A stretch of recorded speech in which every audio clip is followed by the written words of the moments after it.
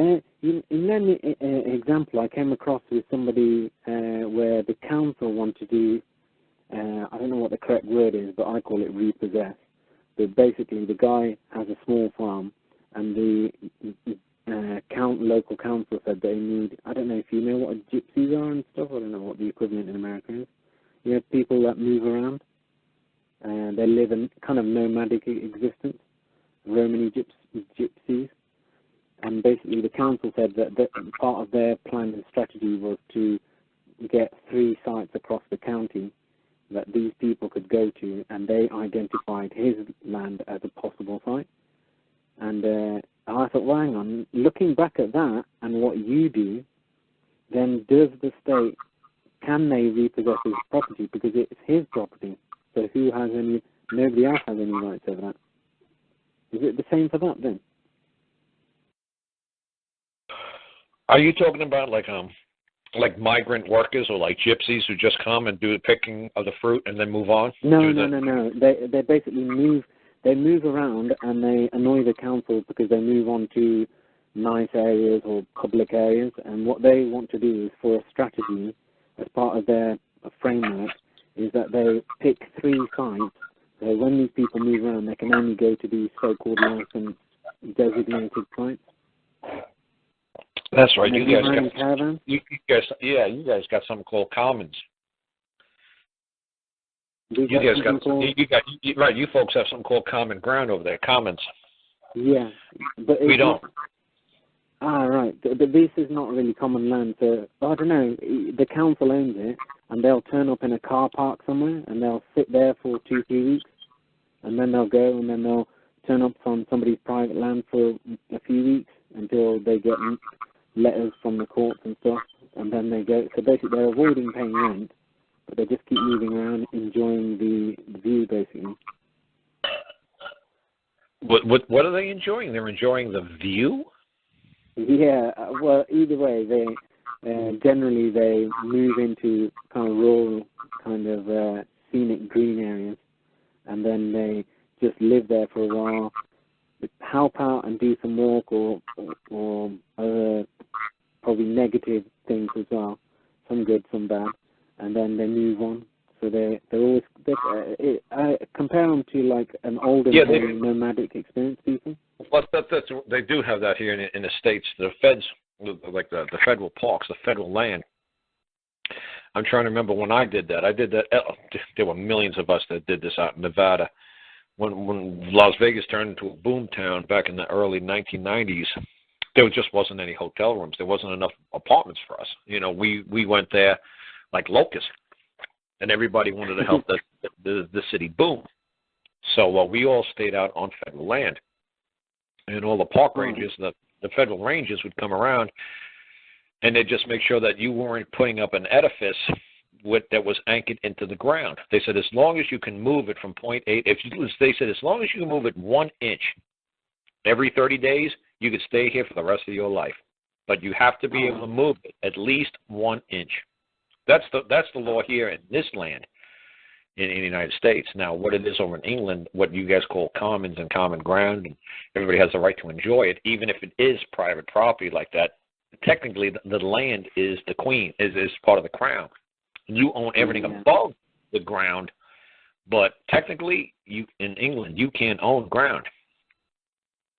You can own everything 1 millimeter above the ground, but technically, the ground is the people. The people in the land are the ground. You can't own people. It's slavery. You can't do it. So when you heard that old King Arthur movie, you hear King Arthur, you hear Merlin say to King Arthur, "You and the land are one, King, Arthur." What does that mean? And that's what I say to you folks. What do you think it means? It doesn't mean that he's the dirt. It means him and the people come from the land. So they're all one. The king, the people, the land, the dirt, you're all one. That's where you came from. Whether you want to believe it or not, your mommy had to eat something from the ground. Your mommy had to eat from the dirt. Your mommy had to eat what came from the earth. Whether you like it or not, that's where you came from, and that's where you're going to return. Whether you want to believe it or not, you are of the land. Whether you want to believe it or not, you're not a Martian. You didn't fall off a moonbeam. You are part of the land. So for you to say I own land is like, I own people. because land and people, one. Can you own people? Well, no. But can you own what you create on top of the land? Oh, absolutely. Oh, okay. But can you own the land? No. So that all I'm trying to say, this is where that question you came from. This is what I believe that the belief is why they're allowed to do what they do. The people who thought of this 100, 200, 1,000 years ago, this is what what I'm just told you is what was in their mind. Who the hell is anybody to tell anybody what they can and cannot do with land? We're all of the land. I don't care if you're Donald Trump. I don't care if you're Donald Trump. I don't care if you're Clinton. Property then. You came from land. No, property is exclusive to a man or a woman. Property is not land. You can't use, it's not the same word. See, that's what you should tell people. When you talk to somebody like me, how you know it's not the same word? It's not spelt the same. There you go. It's usually that's silly and that's stupid. Is land and property the same? Let me see. I spelled one with an L and one with a P. No. Does it mean the same? No. If it did, it would just be one word. Because it would be the same effing word. So, like I said, I'm one of these people that, like I said, if you couldn't, what are they, like a Roger, the thesaurus, I'd be horrible at it. No, I say something, that's what it means, and it means nothing else. And that's what that word means, and that's what it means, and it doesn't mean anything else. So all this thesaurus nonsense, this Roger nonsense is nonsense because it's just going to confuse the crap out of you. When you try to put this word for that word, when you go to court, you're going to look like a moron. It's like that's not what that word means. When you go to a court, the law is black and white. The law is deadly. You've always heard that. The law is black and white. There's no color in the law. Law is life or death. Legalese is, well, let's be reasonable. Let's be colorful about this. Let's use our imaginations here. Let's make believe that this could really be this and maybe that could really be that. No. It's either yes or no. That's all I want to hear. And that's law. Legalese is like, well, no, none of the lawyers, none of us could testify to anything being true. None of us want to take the witness stand. None of us want to be held liable. So let's be reasonable about this. And let's just play games, and let's just guess what it means. Like, look, dude, I'm not here to play games. I'm not here to guess effing anything. Yes and no. That's all I want to hear coming out of your mouth. Yes and no. And that's all I ever hear from lawyers. They say, well, let's be reasonable about this, Mr. Lentz. So like I said, I'm telling you, when you hear somebody from the government say to you, because you will hear this, especially when you try to cramming the law down their throat, they'll say, well, let's be reasonable about this, Mr. Bali. It's like, yeah, reasonable. Yeah, you're a lawyer. That's right. This guy Carl warned me about you. I'm telling you, man.